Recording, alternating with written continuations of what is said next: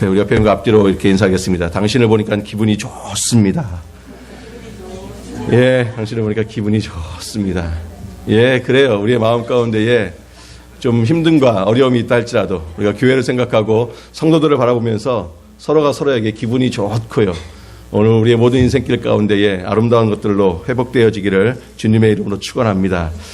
그리스도 신앙 가운데에 우리가 주의해야 할 것이 있습니다. 이런 것들은 조심해야 되죠. 우리가 그렇게 가면 안 된다는 것들이 있습니다. 그래서 뭐냐면 여러 가지 많은 것들이 있는데 여러분 기복주의라는 말 혹시 들어보셨습니까? 신앙생활하면서 기복주의라는 말이 있고요. 거기에 대해서 기복신앙이라는 말이 있습니다. 여러분 어떤 게 좋은 말일까요? 기복주의, 기복신앙. 자, 1번 기복주의, 2번 기복신앙. 1번이 좋다. 2번이 좋다. 난 잘 모르겠다. 근데 그게 무슨 뜻인지도 모르겠어요. 도대체 기복치는 뭐고 기복신앙은 뭐냐? 복을 구하는 기복. 근데 이게 기복주의로 가면 안 되고요. 기복신앙은 아름다운 것입니다. 저는 우리가 하나님께서 우리에게 복 주시는 하나님이신 줄로 믿습니다. 하나님은요, 우리에게 축복하시기 위해서 안달나신 분이십니다. 그래서 아브라함을 부르실 때도 왜 불렀었어요? 예, 복 주기 위해서 부르신 거예요. 내가 너로 하여금 모든 만민의 복의 근원이 되게 할 것이다. 복 주고 싶어서 부르신 거예요. 여러분, 아담과 하와를 창조하신 목적이 뭡니까? 복 주시기 위해서 창조하신 거예요. 왜요? 그러니까 아담과 하와가 창조할 때에 모든 것이 다 갖춰져 있었습니까? 아니면 아담과 하와가 딱 태어나니까 아무것도 없었습니까? 다 갖추어져 있었어요. 여러분 한번 생각해 보십시오. 하나님이 사람에게 복 주려고 하는데 난 진짜 복 주고 싶다. 그래가지고 사람을 첫째 날 딱 만들었어요. 여러분 그러면 아담과 하와가 어떻게 됐을까요? 예, 흑암과 공포가 기품이 했겠죠. 하나님의 신은 수면 위에 거하는데 도대체 내가 어디 서 있어야 할지. 그러니까 하나님이 첫째 날 빛을 창조하시고 모든 것들을 다 창조하신 이후에 그 다음에 아담과 하와를 창조하시는 거예요. 이것이 너의 축복이라는 거예요. 하나님은 우리에게 복 주시는 하나님이신 줄로 믿습니다. 그래서 예수 믿으면요, 세상 사람들도 그렇게 이야기하더라고요. 뭘 고친다고요? 팔자를 고친대요, 팔자를. 이건 세상적으로 도무지 바뀔 수 없는 운명적인 것들로 태어났는데 예수 그리스도를 믿는 순간 우리는 팔자를 고치게 된 줄로 믿습니다. 여러분 그래서 팔자를 고치면요, 물질의 축복도 없고요, 건강의 축복도 없고요. 아멘이 없으시는 것 같은데 그런 건 별로 이렇게 감흥이 없으세요? 예, 저는 하나님을 믿으면 우리의 삶 가운데 하나님께서 물질의 축복도 허락하여 주실 줄로 믿습니다. 건강도 축복해 주실 줄로 믿습니다. 우리의 자녀들도 축복해 주실 줄로 믿습니다. 아멘 하는 사람만 그 축복 받는 줄로 믿습니다. 예, 또 이때는 또 아멘을 또 하시고. 갑자기 부흥사처럼 나가는데 복 얘기를 하니까. 맞습니다. 우리가 예수 그리스도를 믿으면 그런 축복도 있는데요. 근데 기복주의는 뭐예요? 뭐가 우선입니까? 그 복이 우선이라는 거예요. 그래서 물질의 축복을 받기 위해서, 건강한 축복을 받기 위해서 누구를 믿는 거예요? 하나님을 믿는 거예요. 아니요. 기복신앙은요, 하나님을 믿으니까 그게 따라오는 거예요. 그러니까 하나님이 먼저입니까? 복이 먼저입니까? 이게 이제 그 주의와 신앙을 결정하는 거예요. 그래서 복이 먼저면 기복주의고요, 하나님이 먼저면 기복신앙으로 가는 겁니다. 우리 개혁주의 신앙은 복을 터부시하지 않습니다. 그런데 자꾸 어느 쪽으로 가다 보니까, 기복주의로 가다 보니까, 그래서 마치 하나님 앞에서 뭐라고 이야기하는 거예요? 비나이다, 비나이다. 그래가지고요, 이 한국에서는, 미국은 이제 그런 게 없는데, 입시철만 되면 어떻습니까? 새벽 기도예요. 주차장에 차를 데가 없는 거예요. 입시철만 되면요. 그럼 뭐 하는 거예요? 우리 아이가 수능에서 만점 받게 하여 주시옵소서. 비나이다, 비나이다. 아니, 그럼 무슨 하나님이 점쟁이도 아니시고 환상을 보여주셔서 우리 아이들에게 그것을 맞추게 하십니까? 아니요. 그냥 이렇게 기도하는 겁니다. 우리의 자녀가 자신의 인생을 잘 준비해 나아갈 수 있도록 하나님 축복하여 주시옵소서. 붙고 안 붙고는 하나님께 맡기고요, 우리 자녀들은 충성의 삶을 살아가는 거예요. 그러면 붙으면 행복이고 안 붙으면 불행입니까? 아니요. 붙느냐 안 붙느냐에 달려있는 것이 아니라 그가 하나님을 의지하느냐 의지하지 않느냐에 인생의 모습은 달려있는 줄로 믿습니다. 여러분, 그런 의미에서 우리는 기복신앙으로 가야 합니다. 정말 하나님께서 우리에게 복 주시고요. 하나님께서 우리에게 은혜 주셔서 팔자를 바꾸는 여러분 되시기를 주님의 이름으로 축원합니다. 우리 옆에 이렇게 인사하겠습니다. 당신은 이미 팔자가 바뀌었습니다. 인사하겠습니다. 예, 당신은 이미 팔자가 바뀌신 분이십니다. 이 자리에 있는 것 자체가 이미 팔자가 바뀐 거예요. 우리가 어떻게 여기 이렇게 앉아 있었겠습니까? 팔자가 바뀌었는데요. 여러분, 예수님 때문에 진짜 팔자가 바뀌어가지고 가장 행복한 삶을 살았던 한 사람을 꼽으라고 이야기한다면 누구를 이야기할까요? 아마 사도 바울을 신약에서는 꼽지 않았을까. 정말 사도 바울은요, 예수님을 만났기 때문에 자신의 인생의 전부가 바뀐 사람이었습니다. 사도 바울은 그 예수님 때문에 가장 행복한 삶을 살았던 사람이 사도 바울이었습니다. 사도 바울은요, 매일 춤추며 살아갔어요. 그래서 여러분, 사도 바울은 심지어는 어디에 있음에도 불구하고 기뻐했나요? 감옥 속에서도요. 여러분, 감옥 속에 들어갔는데 희죽희죽 웃는 사람 보셨습니까? 근데 감옥 속에 들어갔는데요, 그냥 웃음이 나는 거예요.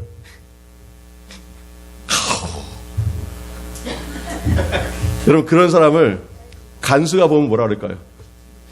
드디어 제가 감옥에 오더니 미쳤고. 근데 사도 바울은요, 그 마음 속에서 그 기쁨을 감출 수가 없는 거예요. 근데 여러분, 감옥에 간 게 축복인가요? 우리 한국 사람들은 흔히 그렇게 이야기하죠. 이름에 무슨 줄 걷다? 예, 빨간 줄 걷다 그러죠. 여러분, 그게 축복이에요. 우리는 빨간 줄 그으면 가문의 창피라고 이야기합니다. 아니요. 근데 사도 바울은요, 감옥에 갔어도 기쁘대요. 여러분, 사실 사도 바울은요, 예수 그리스도를 안 만났으면 세상 사람들이 보기에 진짜 축복은 아니죠. 부러워할 만한 삶을 충분히 살 수 있었던 사람이었습니다. 일단 그의 학력은요, 지금으로 이야기하면 가말리알의 문화생이라고 이야기하는 지금으로 이야기하면 하버드나 서울대학 출신입니다. 당대 최고의 석학이었던 가말리알의 문화생이었습니다.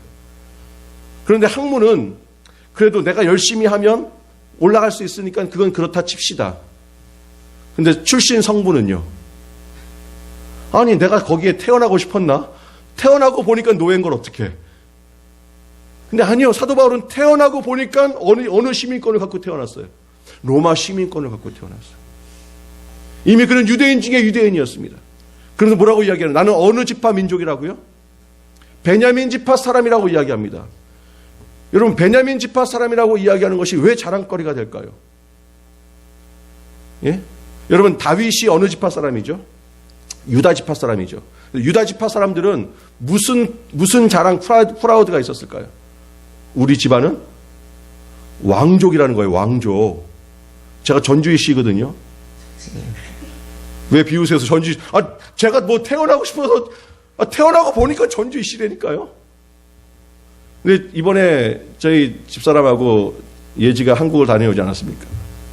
사진을 한 장 보내왔는데 제가 얼마나 웃긴 사진을 받았는지 한참을 제가 그 사진을 보고 웃었습니다. 한복을 찍은 사진을 보냈더라고요.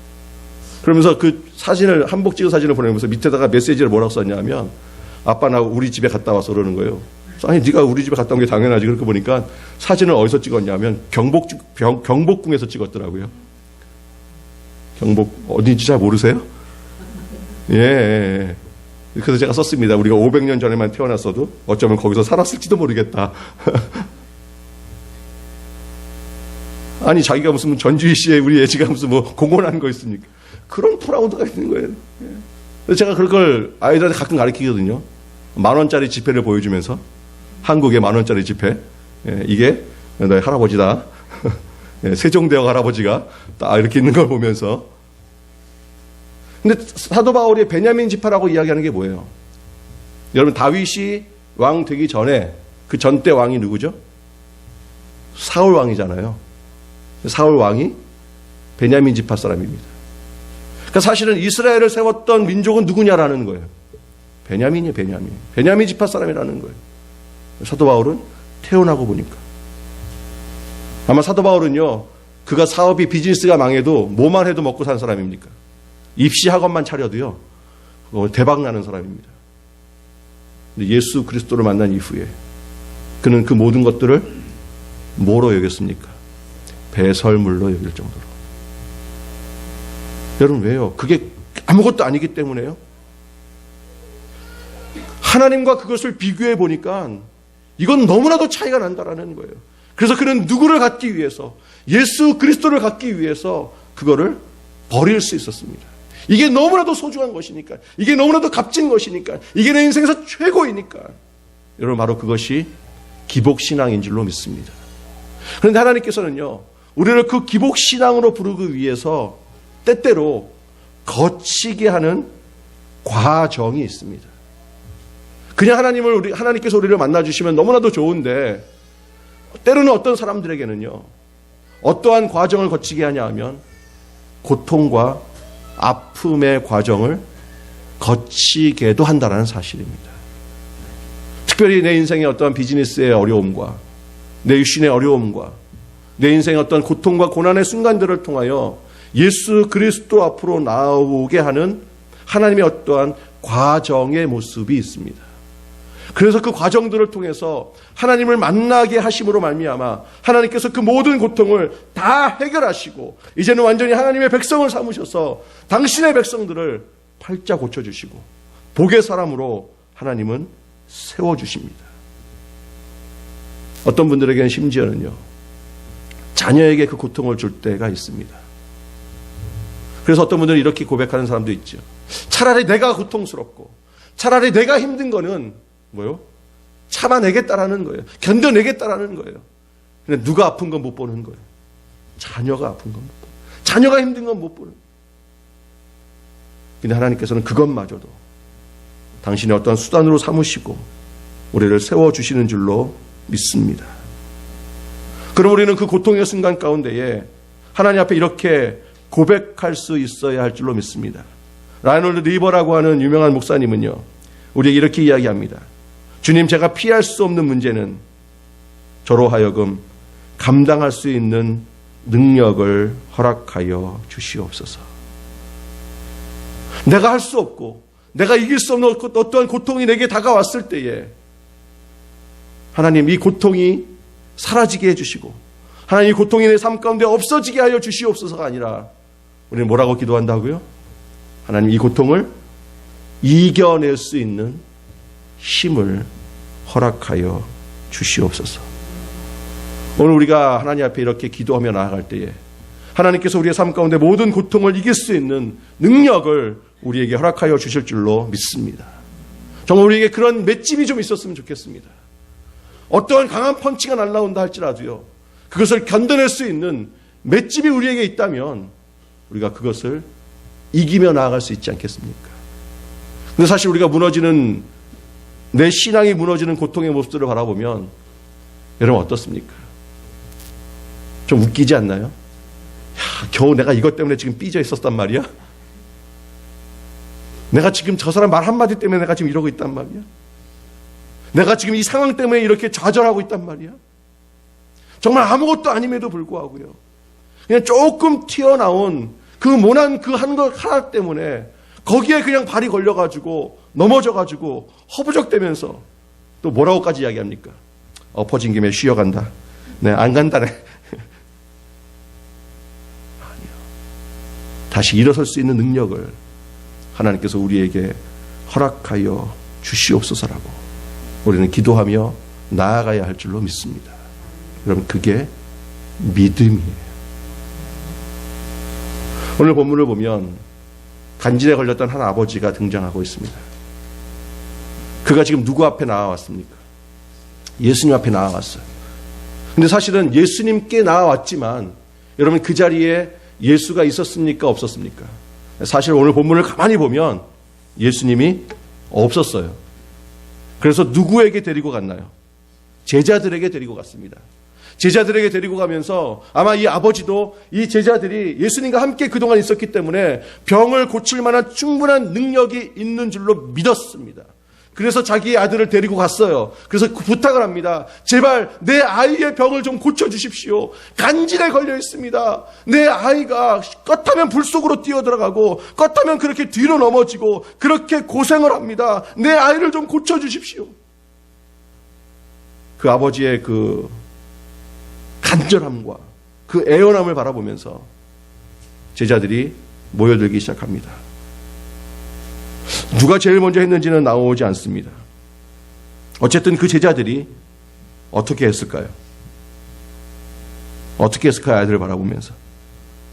기도했겠죠. 왜요? 그 앞에 예수님께서 이 제자들을 전도를 보내시는 장면이 나옵니다. 2명씩 짝지어서 전도를 보내면서 뭐라고 보내죠? 너희가 병을 고칠 수 있고 귀신 들린 자를 쫓아내고 너희가 능력으로 하나님의 나라를 세워 나아갈 것을 이야기합니다. 그래서 그 제자들이 전도에 나가서 어떠한 열매를 맺습니까? 돌아올 때 예수님에서 뭐라고 자랑하죠? 우와, 예수님! 뭐라고 해요? 이렇게 표현합니다. 끝내줍니다. 우리가 주님의 이름으로 귀신을 쫓아냈고요. 병든 자에게 손을 얹으니까 병든 자가 낫고요. 정말 끝내주더라고요. 예수님이 뭐라고 이야기하십니까? 내가 그 능력을 가지고 기뻐하지 말고 너희의 이름이 천국에 기록된 것을 가지고 기뻐하라고 이야기합니다. 일단 그 제자들에게 그 병고침의 경험이 있습니까? 없습니까? 있었어요. 그래서 그 간질에 들린 아들이 왔을 때 아마 어쩌면 제일 베드로는 없었군요. 또 이때 나중에 주님과 함께 있었으니까 베드로, 얀드레, 요한을 뺀 베드로, 야고보, 요한을 뺀 나머지 제자들이 어떻게 생각했을까요? 이때가 기회다. 드디어 예수님의 수제자가 될 수 있는 베드로 형님을 제치고 내가 한번 고쳐버리라. 나와서 기도하는데 고칠 수가 없었습니다. 여러분, 이때 이 아버지의 마음이 어땠을까요? 이때 이 아버지의 마음. 나머지 9명의 제자들이 그 아들을 붙잡고 기도할 것이었습니다. 막 입에 침을 튀면서 기도했었을 것입니다. 너무나도 간절하게 기도했었을 것입니다. 그런데 나을 수가 없었습니다. 낫지가 않는 거예요. 여러분, 그때 그 아버지의 마음 가운데에 드는 생각은 무엇이었을까요? 혹시 이런 생각 아닐까요? 예수한테 데리고 나와봤자 소용없더라. 교회에 나와보니까 소용없더라. 기도해봐도 소용없더라. 목사님께 그렇게 당부해봤는데 이 목사도 소용없더라. 교회가 무슨 소용이 있겠냐. 그냥 이 고통 끌어안고 사는 것이 훨씬 더 낫지 않겠느냐. 내가 정말 그렇게 나와봤는데, 그렇게 울부짖어 봤는데 소용없더라. 그럼 뭐라고 이야기합니까? 하나님은 내 기도를 안 들어주시나 보다. 소용없더라. 그러나 아니요. 오늘 본문 속에서 정말 주의해야 할 것은요, 오늘 본문의 아버지가 그 아들을 데리고 집으로 갑니까? 그렇지 않다라는 거예요. 끝까지 그 자리에 있습니다. 누가 올 때까지요? 주님이 오실 때까지. 아니, 어쩌면 주님은요, 그 자리에 늦게 가시어 계획적으로 늦게 가실 수도 있었습니다. 아니, 늦게 가신 것 같습니다. 왜냐하면 뒤에 이 아버지에게 뭔가를 가르쳐 주시기 위해서. 그러므로 모든 고통의 때에, 모든 고통의 문제와 시간은 하나님께 있는 줄로 믿습니다. 우리는 그것을 붙잡고요. 그래서 그렇게 기도하는 거예요. 하나님, 이 고통을 이겨낼 수 있는 능력을 나에게 허락하여 주시옵소서. 그래서 그 모든 문제는 주님을 만남으로 모든 문제가 해결되는 줄로 믿습니다. 그렇다면 주님을 만난다는 것이 뭘까요? 도대체 주님을 만난다는 것이 무엇을 의미하는 것일까요? 어떤 것이 주님을 만났다라고 이야기할 수 있는 것일까요? 바로 이런 것입니다. 제가 신대원을 다닐 때에 함께 친하게 지냈던 한 친구가 있었는데요. 1학년 때부터 고민하는 친구가 있었습니다. 이 친구의 고민은 뭐였냐면요, 이제 대학을 졸업하고 신대원을 들어갈 그때가 되었을 때에 신학대학원을 시험을 치고 합격을 한 거예요. 근데 여러분, 지금은 잘 모르겠지만 그래도 제가 신학대학원 입학할 때 제가 경쟁률이 4대 1이었습니다. 별로 안 놀라시는데 경쟁률이 4대 1이었다니까요. 100명 뽑는데 400명 왔다니까요. 예, 공부 잘했다는 소리죠. 근데 이 친구가 일반 대학을 나오고 신약대원에 합격을 했어요. 첫날부터 고민하는 거예요. 그 고민이 뭐냐 하면 자기는 신대원에 온 이유가 엄마가 서원에서 왔다는 거예요. 부모님이 서원에서. 자기는 신학에 대한 그러니까 모태신앙으로 태어나서 살다가 대학을 졸업하고 취직을 하려고 하는데 갑자기 어머니가 부르시더니 너는 목사가 되어야 된다. 그래서 신학대학을 왔다는 거예요. 그동안 공부를 잘했으니까 뭐 시험 보는 거야. 뭐 그 전날 열심히 좀 성경 좀 읽고 해서 이제 합격을 한 거예요. 근데 문제는 뭐예요? 자기에게 그 소명이 없으니까요. 공부하는 것 자체도 힘든 거예요. 3년을 그렇게 보내더라고요. 근데 그 3년의 시간은 그럭저럭 지나갔습니다. 근데 문제는요. 우리가 3년 공부를 끝나고 우리 교단은 졸업시험이 강도사 고시입니다. 그래서 그 졸업시험을 통과를 해야 강도사 인허를 받는 거예요. 그럼 이제 총회 앞에서 강도사 인허를 받습니다. 졸업시험이 쉽지 않습니다. 한 일주일 내내 시험만 봐요. 1학년 때부터 3학년 때까지 봤던 과목을 다 시험 보거든요. 그 아침에 일어나서 아침 8시에 수업 시작해서 5시에 수업이 끝나는데 시험만 계속 보는 거예요. 일주일 동안. 아주 죽죠. 막 손에 나중에는 이렇게 쥐가 나더라고요. 쓰는데. 그 시험을 거치고요. 일주일 후에 강도사 인허를 받고 이제 사역을 앞으로 나아가는데 문제는 이 친구였습니다. 시험까지는 보겠대요. 근데 진짜 이제 강도사 인허를 받으면 진짜 목회자의 삶을 살아가야 되는데 자기는 아직 모르겠다는 거예요. 아직도 모르겠다. 그러면서 시험을 마치자마자 자, 기도원을 좀 가봐야 되겠다. 그 일주일 동안 금식 기도원에 들어갔습니다. 근데 강도사 인허 받는 그 아침에 이 친구가 내려왔어요. 우리를 만났는데 얼굴빛이 달라졌어요. 눈빛이 달라졌어요. 그래서 그가 이렇게 고백합니다.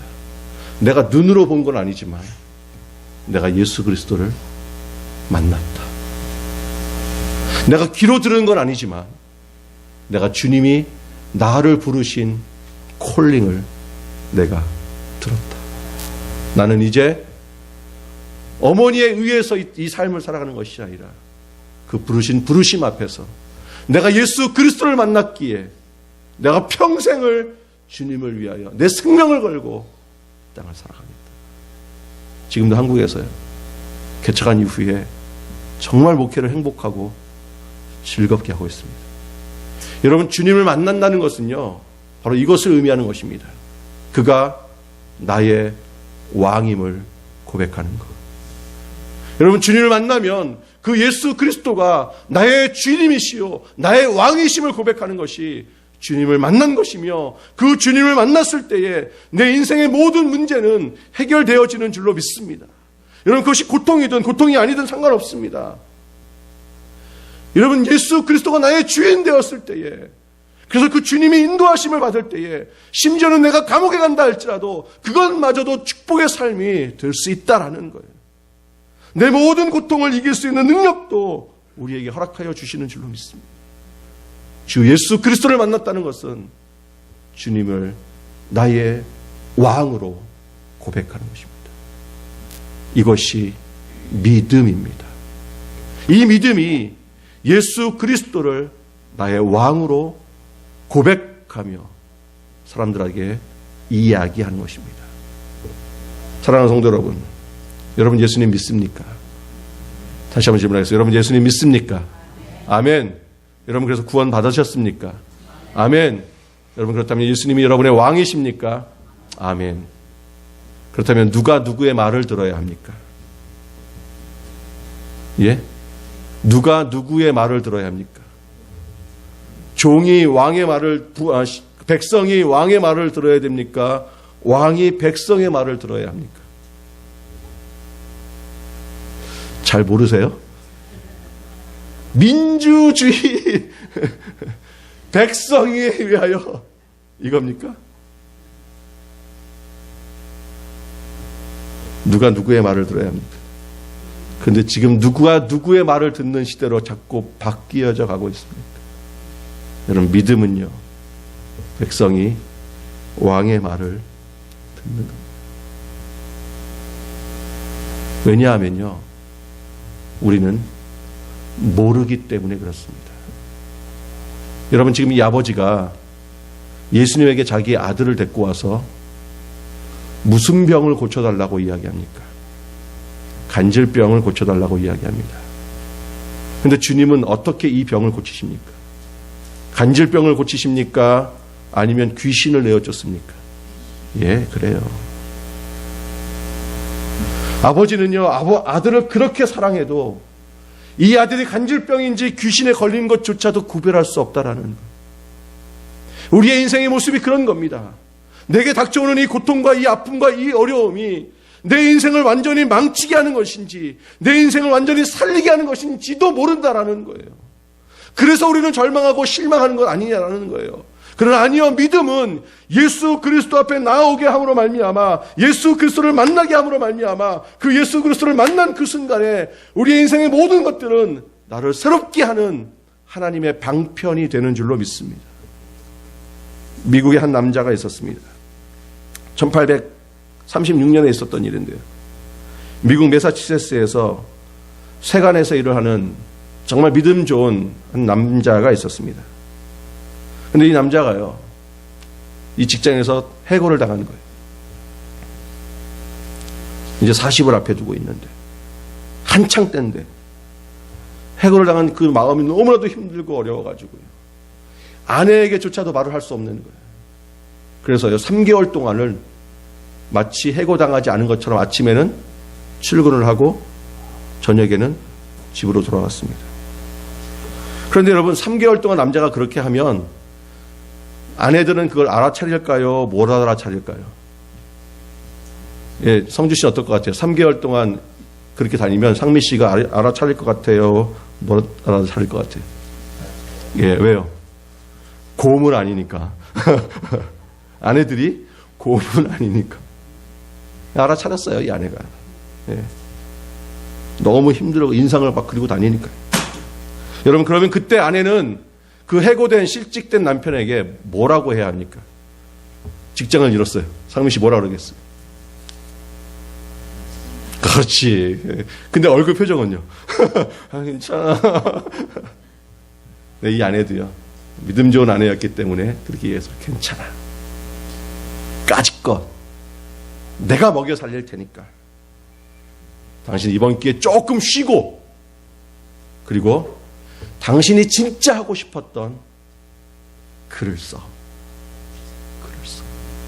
남자가 깜짝 놀랐습니다. 이제 40을 다 바라보고 있는데 나는 이제 안 돼. 내가 어디 직장을 좀 알아볼게. 아니야, 걱정하지 마. 이제부터는 내가 이 집안을 책임질 테니까 당신은 당신이 그렇게 좋아하고 있는 글을 써. 예. 여러분, 남자는요, 칭찬에 약한 게 남자입니다. 여러분, 그래서 여자분들한테 팁 하나 드릴게요. 집안에 못 박을 일 있잖아요. 그럼 이제 남편을 시키잖아요. 그럼 여러분, 남편들이 뭐 아무리 슈퍼맨이라 할지라도 이 못을 박을 때 헛손질을 합니까, 안 합니까? 예, 하죠.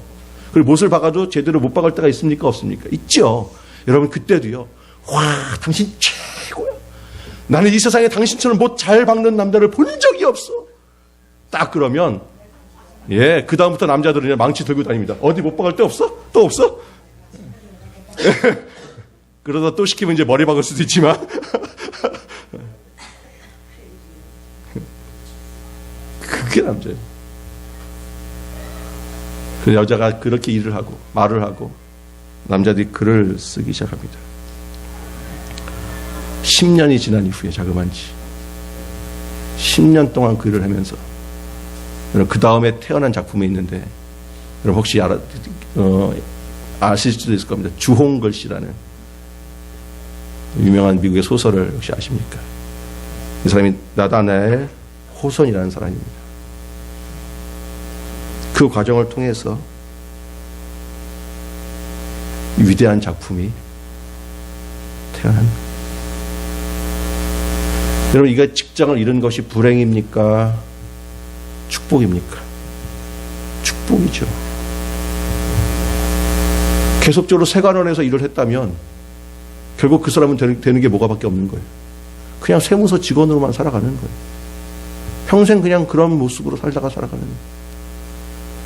여러분, 우리에게 있는 그 고통이 하나님의 손에 쥐어지는 그 순간, 하나님은 그 고통을 전화위복으로 삼으시고 정말 세상 가운데에 가장 아름다운 모습으로 당신의 백성을 세우기 위하여 그 과정을 거치시게 하는 줄로 믿습니다. 왜 내 인생이 이렇게 힘든가?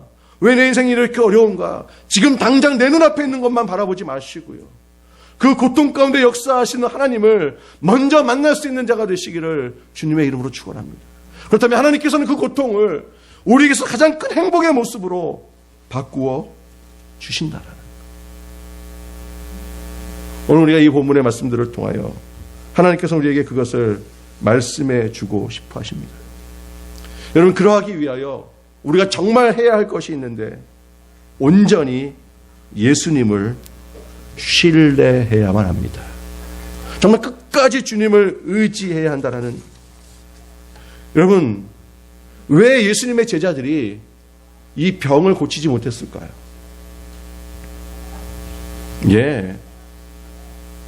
그들이 예수님을 의지한 것이 아니라, 예수님을 신뢰한 것이 아니라 사실은 무엇을 의지했던 것이었습니까? 지난날의 과거의 경험들입니다.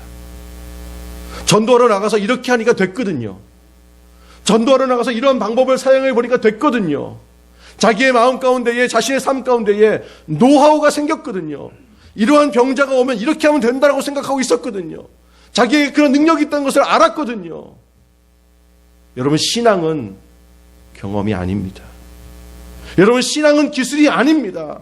여러분, 신앙은요, 매일매일 새롭게 하나님을 만나는 것이 신앙입니다. 과거에 그렇게 기도를 했기 때문에, 그렇게 해서 그 응답을 받았기 때문에 그것을 생각하면서 나아가는 것이 아니라 오늘 바로 이 순간 우리가 하나님을 만나지 않으면 안 된다라는 거예요. 사랑하는 성도 여러분, 과거에 그 예배를 통해서 은혜를 받았습니까? 그 은혜를 갖고 오늘을 살아가고 있습니까? 아니요, 그것이 아니라 과거에 그 하나님을 만났다면 오늘 바로 이 순간에도 우리가 하나님을 만나야 할 줄로 믿습니다. 그것이 신앙이 이어가는 믿음의 삶을 살아가는 신앙의 모습이라는 거예요. 제자들이 실패할 수밖에 없었던 이유는 그겁니다. 과거의 경험을 의지하며 누구를 나타내 보여주고 싶었던 것입니다. 자기를 봤지, 내가 이렇게 고칠 수 있어. 그럼 믿음은요, 매일매일 만나는 하나님과의 만남입니다. 그러면 우리는 눈을 아침에 뜰 때마다 주님 앞에 우리는 오늘 나의 삶을 의지하며 맡겨야 하는 줄로 믿습니다. 하나님, 오늘 하루를 시작합니다. 내 삶을 주관하여 주시옵소서. 내 삶 가운데에 하나님의 인도하심을 받는 저희가 되게 하여 주시옵소서. 여러분, 그래서 그 아버지에게 그 병든 자신의 아들 귀신을 쫓아내면서 정말 가르쳐주고 싶었던 것이 있습니다. 뭘 가르쳐주고 싶었을까요? 오늘 본문을 보면 일단 제자들에게 뭘 꾸짖죠? 너에게 뭐가 없다? 믿음이 적다라고 이야기합니다. 그러면서 20절에 뭐라고 이야기합니까? 같이 읽겠습니다. 시작. 이르시되 너희 믿음이 작은 까닭이니라. 진실로 너희에게 이르노니 만일 너희에게 믿음이 겨자씨 하나만큼만 있어도 이 산을 명하여 여기서 저기로 옮겨지라 하면 옮겨질 것이요 또 너희가 못할 것이 없으리라. 아멘. 그렇다면 지금 이 사람들이 갖고 있었던 믿음이 뭐보다도 작다라는 거예요. 겨자씨보다도 같다. 근데 너희의 마음 가운데에 뭐가 있으면요, 겨자씨만한 믿음이 있으면 뭐라고요? 이 산을 명해서 옮겨라 그러면 산이 옮겨진다라는 거예요. 저와 여러분에게 이 겨자씨만한 믿음이 있는 줄로 믿습니다. 자신이 없으신데? 아니요, 우리의 마음 가운데 그 믿음이 있는 줄로 믿습니다. 이 자리에 있잖아요. 그렇다면 도대체 그 겨자씨만한 믿음이 뭘까요? 도대체 뭐가 이 겨자씨만한 믿음이라고 이야기할까요? 어떻게 하는 것이? 여러분, 믿음은 눈에 보입니까? 보이지 않습니까? 그런데 보이지 않죠? 근데 지금 예수님은 믿음을 보십니까? 안 보십니까? 보시잖아요. 보니까 이게 적다, 크다를 이야기하잖아요. 그러니까 믿음은 보이지 않지만 믿음은 보인다라는 거예요. 그러면 그 믿음이 어떻게 보여질까요? 믿음이 있으면 어떠한 모습으로 나아가는 것을 보고 아, 저 사람은 그래도 겨자씨만한 믿음이 있다라고 이야기할 수 있을까요? 도대체 그게 뭘까요? 그게 21절입니다. 오늘 본문은 21절이 제일 중요한 본문입니다. 진짜 중요한 것이 마태복음 17장 21절입니다. 우리 같이 21절을 크게 한번 읽어보겠습니다. 시작. 없음. 응? 뭐야? 그럼 없나요? 여러분, 성경은요, 그 원본은 없습니다. 하나님께서 구약성경 같은 경우에는 모세오경 같은 경우는 모세를 통하여 기록하신 그 원본은 사실 없습니다. 그럼 뭐만 남아있을까요?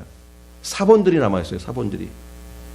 그 사본은 대부분 뭘로 만들어졌죠? 구약은 양피지와 파피루스입니다. 갈대로 만든 종이. 신약은 거의 대부분 이제 파피루스죠.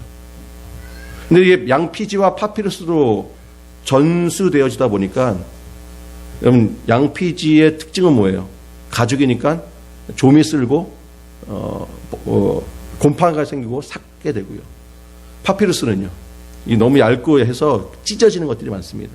그래서 여러 사본을 가지고 원본은 없으니까 여러 사본을 가지고 이제 대조해서 성경을 이제 기록해 놓고 있습니다. 그런데 이 부분이 여러분, 우리는 종이로 만들어서 이렇게 얇게 만들었으니까 이렇게 볼 수 있지만 사실은 사도 바울이 그 빌립보서나 에베소서, 골로새서를 손으로 쓰면 여러분, 글자가 어느 정도 크긴 될까요? 아무리 작게 쓴다고 해도. 예, 그러면 그게 파피루스로 해서 양피지로 들고 다니면요. 여러분, 그래서 옛날에 구약의 선지자들이, 제사장들이 이사야서 갖고 와 그러면 어떻게 할까요? 예, 이만한 구름 한 20대를 끌고 오는 거예요. 그러니까 이게 보관하기도 쉽지 않고요, 어렵습니다. 그래서 사본들을 놓고 보니까요. 마태복음, 사실 장절도 그때는 없었습니다. 장절도.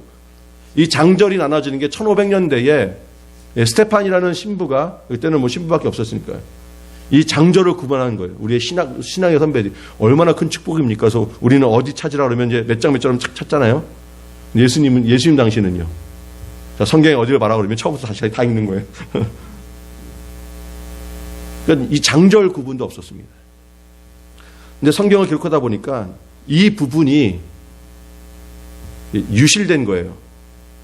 파피루스가 찢어졌든지 양피지가 좀이 쓸어가지고 그 부분이 안 보이는 거예요. 그래서 그 아예 부분은 있는데 읽을 수가 없어가지고 그냥 없음이라고 기록해 놓은 겁니다.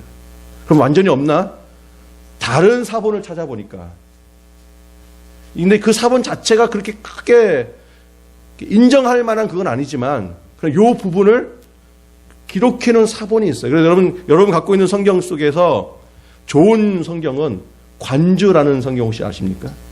예, 그렇게 보면 이렇게 기역 니은으로 되어 있든지 영어 성경은 ABC로 되어 있든지 이렇게 있습니다. 그래서 영어 성경에 제가 갖고 있는 성경은요. 21절에 이렇게 되어 있습니다. 21절 해서 A. 그래서 A를 쭉 내려가다 보면 Some scripture you. 그러면서 이렇게 이야기합니다.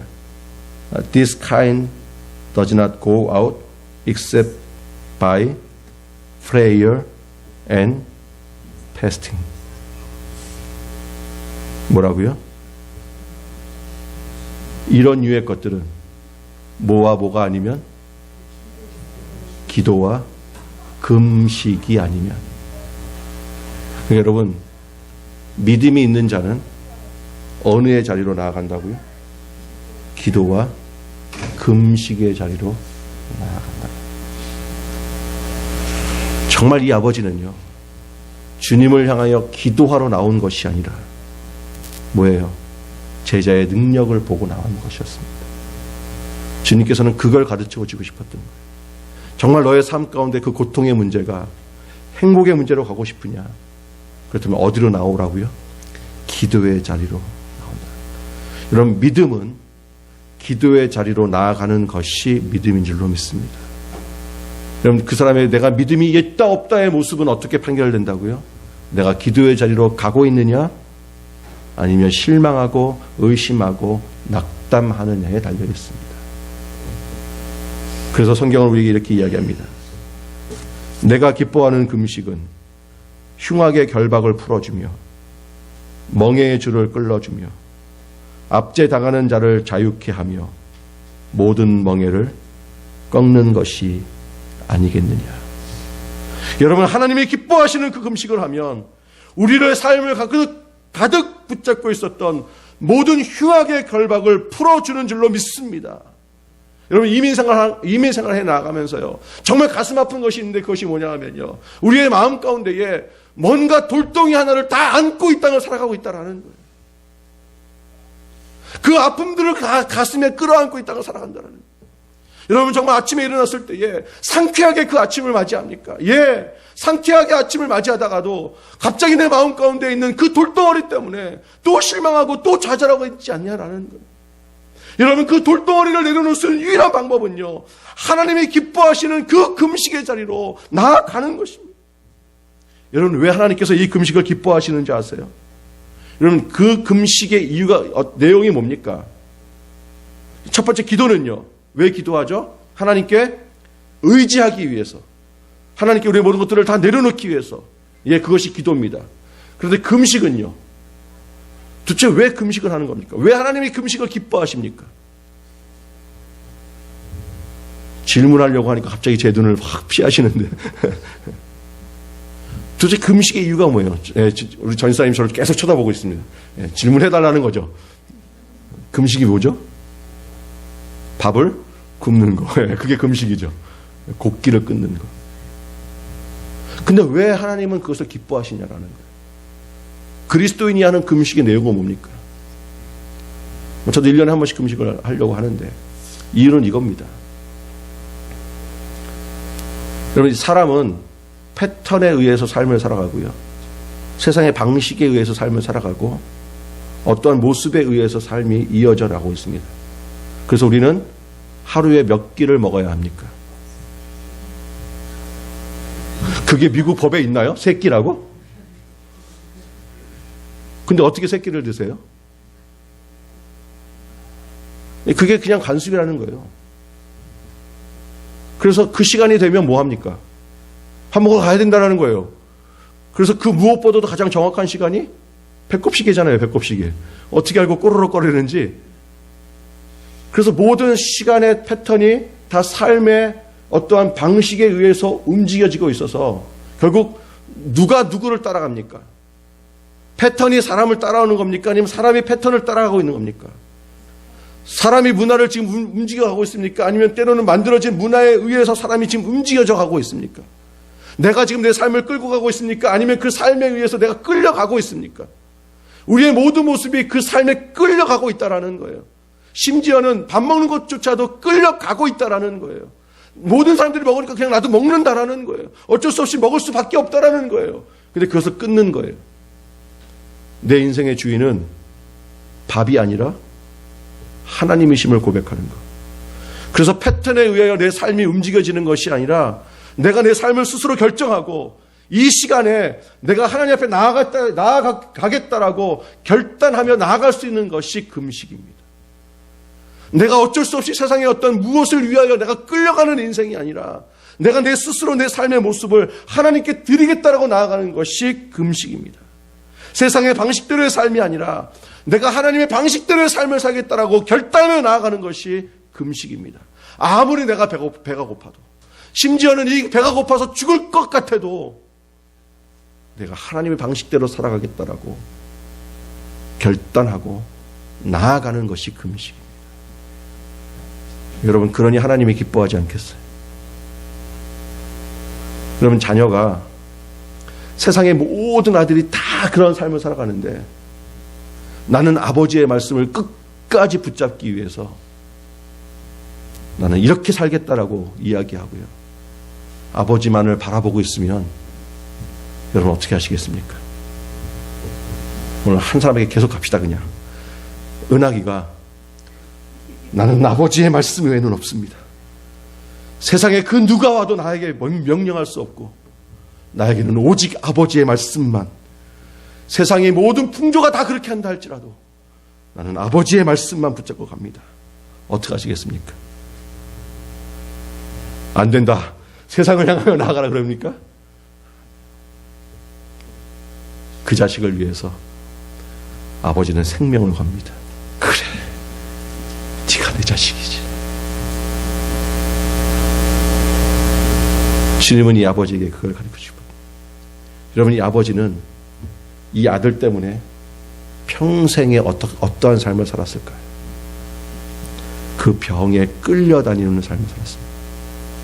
아들이 불 속에 들어가면 그걸 끄집어냈어야 했고요. 아들 때문에 자신의 모든 것들이 다 무너졌습니다. 그러나 네가 기도하고 믿음으로 금식하며 이제는 거기에 묶여진 삶이 아니라 축복의 삶으로 나아갈 것이다. 그걸 주님이 가르쳐주고 싶었던 거예요. 사랑하는 성도 여러분, 정말 믿음으로 해야 하는 일들이 있습니다. 우리가 주 예수 그리스도의 일들, 우리가 하나님의 이 성전을 건축하며 성도의 삶을 살아갈 때에 경험으로 하지 않았으면 좋겠습니다. 기술로 하지 않았으면 좋겠습니다. 오직 매일 새롭게 주님을 의지하며 믿음으로 그 일들을 해 나아갑시다. 정말 그렇게 하나님의 뜻을 이루어 나아가 고통마저도 축복으로 바꿀 수 있는 여러분 되시기를 주님의 이름으로 축원합니다.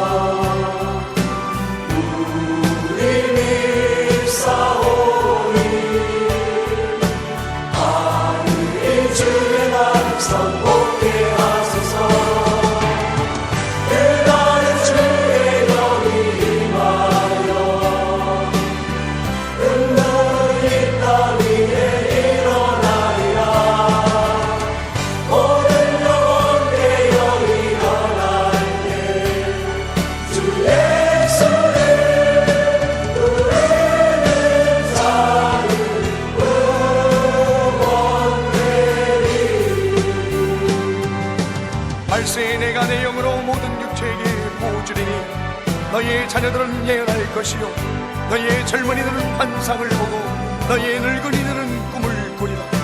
그때 내가 내 영으로 내 남종과 여종들에게 보주리니 저희가 예언할 것이요 또 내가 위로 하늘에서는 기사와 아래로 땅에서는 징조를 베풀리니 곧 피와 불과 연기로다. 주의 크고 영화로운 날이 이르기 전에 해가 변하여 어두워지고 달이 변하여 피가 되리라. 누구든지 주의 이름을 부르는 자는 구원을 얻으리라.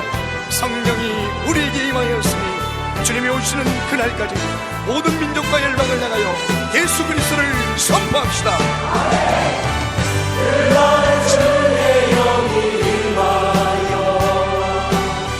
눈물이 땀 위에 일어나리라.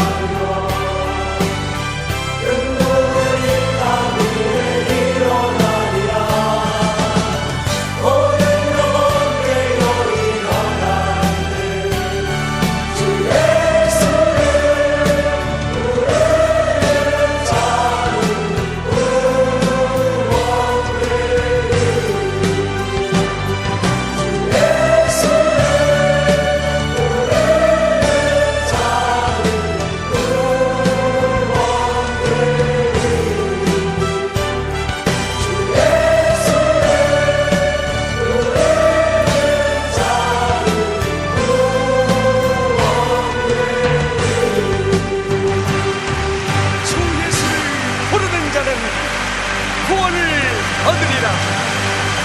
아멘.